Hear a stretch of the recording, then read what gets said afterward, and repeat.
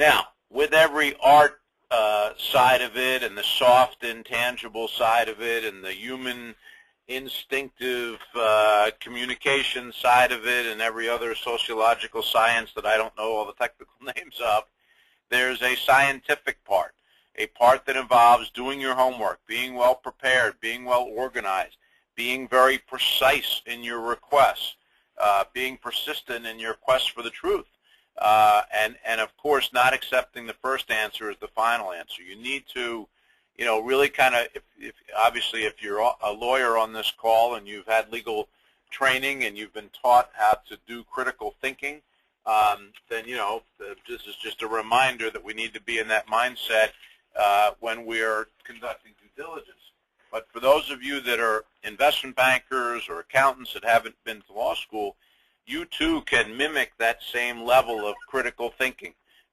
You too can, be thinking like someone conducting a deposition, like someone who never accepts the first answer as the final answer, someone that's very good at asking follow-up questions and coming at things from different angles. If any of you have ever served as an expert witness, you'll know that the lawyers conducting the deposition of an expert witness, they have a habit of asking you the same question 20 different ways to see if you'll give a different answer. Now, if you know that's their game and you're a well-prepared expert witness, you'll be on the lookout for that. So I remember being an expert witness a few years ago, being up against one of the more famous tobacco case litigators. Not that this was a tobacco case, it was a business matter, but this guy had done some of the big tobacco litigation. And this guy, I counted just for fun. It really irritated him. This is a great thing to do if you're ever a witness. So I counted the number of times he asked me the same question. And by the end of the day, from like 10 to 4, he had asked me 19 times.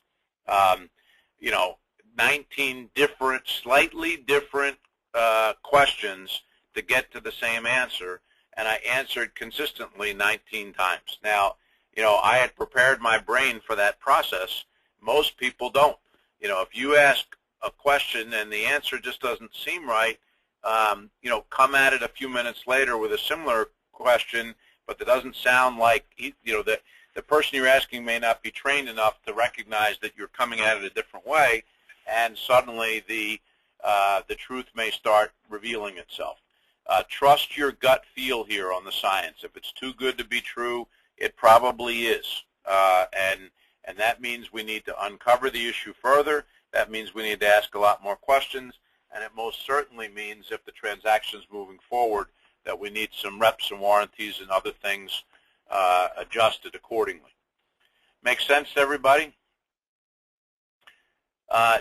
Joel, anything there? I mean, just hitting on the art and science before I go to the next section. I had a question for you, Andrew. Sure. What, in your mind's eye, what's the incentive on the buy side, especially for the advisors, the attorneys, and the bankers, to say no to a deal? Because my sense from some of your discussions is, and even from fellow entrepreneurs I know who have, some companies have been acquired, he says, the due diligence process, I can quote one, was a joke, right? And so I have to sometimes wonder, are there any conflicts of the advisors involved as far as, doing proper due diligence? Wow. Great question. How long do we have till 5 o'clock? Yeah, I hope I don't upset anybody on the call, but sometimes there are. Let me give you a few very candid examples, since you asked me a very, very strategic and insightful question. If I am the accounting firm for the seller, and the seller has been my biggest client, for years, and I'm afraid of losing that client, I might be uncooperative during due diligence, or be leaving things out, or almost, selfishly, creating problems that hopefully I'll scare buyers away.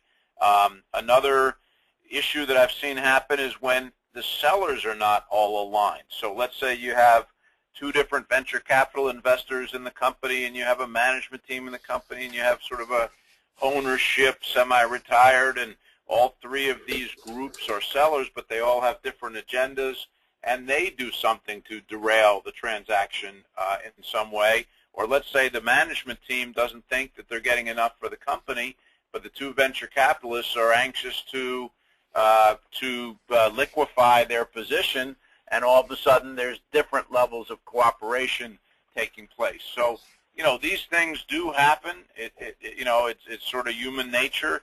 You know, that's one aspect of it. But the second aspect of it is when the lawyers, accountants, and investment bankers for the buyers are not experienced or are not taking their due diligence job seriously, and details start getting missed, and people think the due diligence was a joke because it was surface-level due diligence. And I've seen that happen either with inexperienced deal teams, or I've seen it happen with companies that were in a rush to get a deal done. So, you know, if a company goes for auction and there's 7 people bidding, and they select a buyer, and there's 6 buyers waiting in the wings, you know, the seller might be in a position to rush the due diligence period and not give everything to the buyer and keep threatening the buyer with going to one of the 6 backup plans if they don't stop asking questions. You know, that to me is just a remedy for failure in litigation on a post-closing basis, but I'd be lying to you if I said I haven't seen it happen.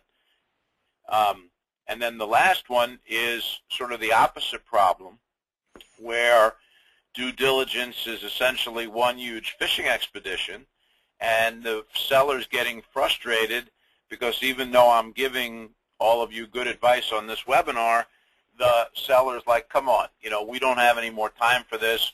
Your lawyers have asked us 57 questions. It seems like they now have 57 more. You know, seller may have to put the line in the sand at some point and say, look, this, you know, we can't drag this thing out over a 17-year due diligence period. That's too much dating without getting married.